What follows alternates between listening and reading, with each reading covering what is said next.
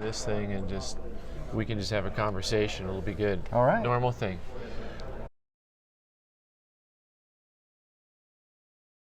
Welcome to Tucson, Mike. Good to have you here. Well, thanks, Ben. I enjoy Tucson. I've spent quite a bit of time down here in the past, and yeah, Mike's from Annex, and so we're excited to have Mike here to talk a little bit about Annex and what they do. Now, how long have you been with the company? almost a year now. Okay. All right. And so Annex is divided up a little differently. They have regions. Tell me a little bit about the regional work you guys do. We have regional representatives that go to most of the local shows within their region, and they'll set up a table for on-site submissions, and generally there's a show special going on.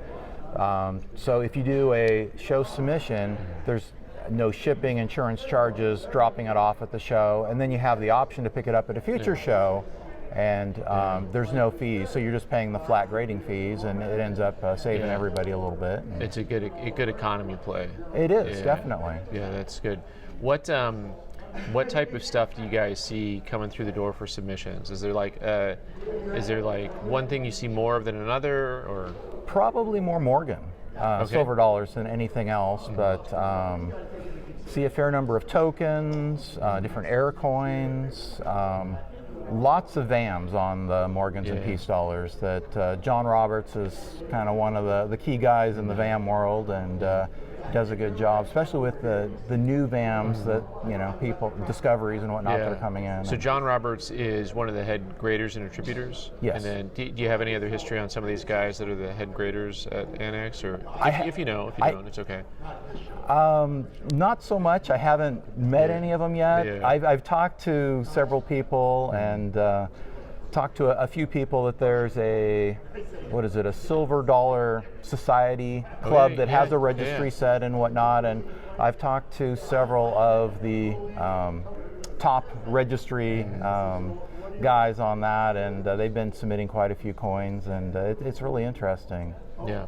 Does Annex have a registry set at all on there? They don't. Do you know if they've toyed with that at all, or? I don't expect you to know everything after being there a year. I'll bring it back down to like the right questions, not like the high level here. But I'm curious because maybe you know, maybe you don't. I don't, and that's one of the questions I have. I was gonna sit down with one of the VPs at Annex at Long Beach, and I have a list of questions for him, and that was one. I think it'd be worthwhile if we could do. It's a very popular question that I get about Annex is like, you know, why don't they have a registry set? They should have a registry set. And I don't know how the world works in a lot of ways, so I'm like, I don't know, but it seems to me like something that people have at least asked me about. Right. So, you know. I've been asked a little bit about it, and I need to dig into it more and get an answer for that. So for grading like tokens, metals, varieties, errors, does Annex have kind of like an extra fee on top for that, or is that all their normal grading fee? What's their structure look like for attributions and things like that?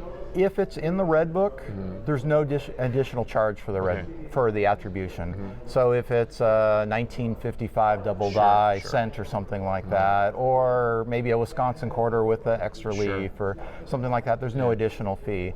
If it isn't in the red book, then there's an extra $12 verification fee to make sure that it is what you think it is, and so that's put it on the label. Like a variety attribution. Yes. So what about on something like a like an error coin? Exact same thing.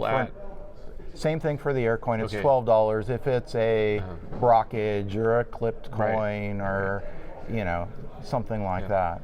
So let's find out just a little bit about your numismatic journey. So you're new to Annex. Were you doing coins before that, or were you in some other fields, or? Well, I'm an IT guy full time, and have been doing coins part time. I've had an eBay store for 20 years now. Okay. But I've ramped it up probably the last 3, 4, 5 years. But I started out as a kid like most of the collectors. I was probably, I don't know, 5 or 6 or something like that, and one of my grandparents gave me a wheat cent like Whitman album to fill up, and so they had a little corner store that was a couple blocks from their house. So I'd walk down to the store and get a couple rolls of pennies and go home, sort through them, and keep the ones I wanted and take back the the discards and get a couple more rolls. It was just like, you got old coins and like, this is awesome. What is this, right? Oh yeah, it's like you see something and that you hadn't seen before. Yeah. In middle school, my grandma gave me her Indian cent collection that she collected as a kid and whatnot, which I thought was really kind of neat. What type of things do you enjoy for yourself? It's like things that you're like, you know what, I want to keep this. I like Indian cents, flying eagles, Morgans, peace dollars, pre-33 gold. So it sounds like you like everything. Pretty much. In most U.S. coins. So, but the reality is that that's not everything. I mean, that's like really there's so many things you can get into in numismatics. Oh, it's there crazy. are, and like nice bust dollars or bust coins in general. Do you have any rabbit hole stuff where it's like, okay, I really drill down like to a very specific city or variety or like one thing that you just like all the way down the rabbit hole on? I haven't. I've been getting a little bit more into the Morgan VAMs. Yeah. Oh, that is that is a rabbit hole. That's a cavernous rabbit hole. That's like, it's got big, sharp, pointy teeth, kind of a rabbit coming out of that one. That's cool. That's cool. Yeah, I have the engineer really enjoys VAMs and he likes finding stuff. He really likes finding things that were previously graded that are VAMs but not attributed. Oh, right. So because all the grading companies have an extra attribution cost, right? And they're not going to look for a VAM and put on that label unless you tell them to. And so there's a whole lot of stuff out there that has not actually been attributed. Yes, so, I've run into a few myself. So that's kind of nice when you can find something like that. Right. So now that you're getting more into VAMs, you find yourself like easier to cherry pick, so to speak, and find stuff and like, oh, hey, that's a VAM. It's getting better, but there's so many of them that unless you're focusing on like just a couple key dates or something like that, and that particular coin well, I shouldn't be giving VAM advice, but if I have VAM advice, it's like, okay, as long as you don't collect 1878, just collect the rest of them, or only collect 1878 and forget the rest, because I think like half of the VAM world is like 1878. Those first 2 years of the Morgans, 3 years, whatever, when they're putting stuff together, there's a lot of stuff going on there. There is, and also on the 21s. It's like it looks like there's hundreds of different VAMs on the different 21s. But 21 piece or the 21? You mean the 1921 Morgans? Morgans. Yeah. So I was going through the 21D Morgan dollar. It was a whole new die. Right. They reworked the whole thing. Yeah.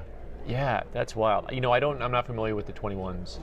I just know that when I look at 1878s, my head starts spinning. I'm like, okay, I'm gonna go talk about something I know something about, and it ain't gonna be VAM. So awesome. Well, I really appreciate your time. Thanks for coming to Tucson. How's the show?